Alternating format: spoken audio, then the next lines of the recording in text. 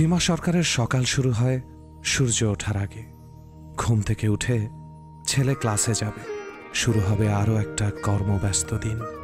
ভোরবেলা ঘরের কাজ শেষ করে সীমা বেরিয়ে পড়েন ছেলের হৃদয়ের সঙ্গে। ছোটবেলা থেকে সে বসতে পারতো না, তাকে আমি বাঁশ বেঁধে দিয়েছিলাম। পরে আমি তাকে স্কুলে ভর্তি করলাম। তাকে প্রতিদিন আমি কুলে করে স্কুলে নিয়ে যেতাম।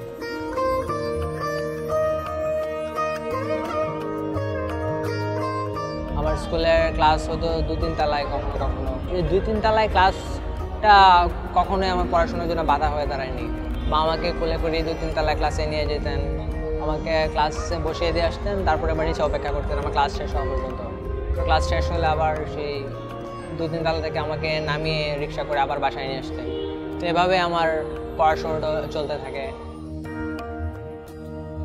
মায়ের কোলে চড়েই স্কুলে কলেজে গেছে হৃদয়। মা ছেলের এই সংগ্রাম সবার অজানাই থাকত, যদি না M.A. আল মামুন নামে এক তরুণের তোলা একটি ছবি সাড়া ফেলত সোশ্যাল মিডিয়ায়। আমার ইচ্ছা ছিল যে ভার্সিটি পরীক্ষায় যে আমি আমার ছেলেকে তার চিটে বসায় দিয়ে আসলে সে এমনিতেই, আমার মনে ছিল যে সে এমনি আমার ছেলে ঢাকা ভার্সিটি চান্স পাবে। ওই জন্য আমি আগের দিন এসে ডিন স্যারের কাছে আমি একটা আবেদন দিই। ডিন স্যার আমাকে অনুমতি দেয় চিটে বসার জন্য। কিন্তু ভর্তি পরীক্ষার পর মা ছেলের সামনে আরো বড় পরীক্ষা অপেক্ষা করছিল। আমার একটা স্বপ্ন ছিল যে আমাকে ঢাকা বিশ্ববিদ্যালয়ে পড়াবে। তো ঢাকা বিশ্ববিদ্যালয়ে যখন আমাকে ভর্তি করাতে আনলো আমার মা, তখন আমার মা জানতে পারলো যে ঢাকা বিশ্ববিদ্যালয়ে শুধুমাত্র দৃষ্টি, শ্রবণ, বাক এই 3 ক্যাটাগরি দিয়ে প্রতিবন্ধী কোঠা অফার করে থাকে। তো আমি তো 3 ক্যাটাগরির মধ্যে পড়তামও না।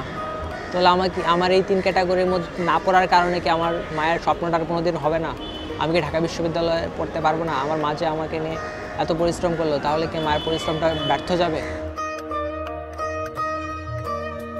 সে সময় খবর প্রকাশিত হয়েছিল বিভিন্ন সংবাদ মাধ্যমে, সরব হয়েছেন অনেক পাঠক।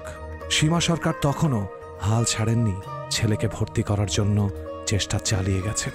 মানুষে বলতো, আল্লাহ আপনি আর কতদিন এইভাবে পড়াশোনা করাবেন? পড়াশোনা করাইলে কি হবে? আমি বলতাম দেখি আমার কি হয়।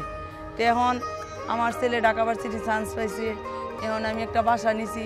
একটু কষ্ট, নিজে কষ্ট হইলেও ছেলেকে আমি চাই ভালো মানুষের মতো মানুষ হোক। শুধু হৃদয়ের জন্যই বদলানো হয়েছিল ঢাকা বিশ্ববিদ্যালয়ের পুরনো নিয়ম। অবশেষে আমি ঢাকা বিশ্ববিদ্যালয় ইন্টারন্যাশনাল রিলেশনসে ভর্তি হই। আমার মায়ের স্বপ্ন পূরণ হয়। আর এখনও আমি ভার্সিটিতে পড়লে যদিও আমি এখনও হুইল চেয়ার ইউজ করি, কিন্তু এখনও হুইল চেয়ারের পাশাপাশি আমার মা আমাকে সে আগের মতো করে কোলে করে নিয়ে যায়, আমাকে কোলে করে হুইল চেয়ারে বসিয়ে দেন। আমি ভার্সিটিতে আসি, তারপর ভার্সিটি থেকে আবার বাসায় গেলে আবারও কোলে করে আমাকে হুইল চেয়ার থেকে নামায়। আর বাসায় আমাকে কখনো হুইল চেয়ার ইউজ করতে দেয় না।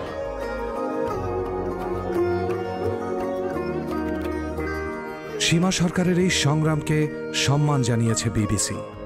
2018 সালে বিবিসি প্রকাশিত 100 অনুপ্রেরণাদায়ী ও প্রভাবশালী নারীর তালিকায় স্থান পেয়েছেন তিনি।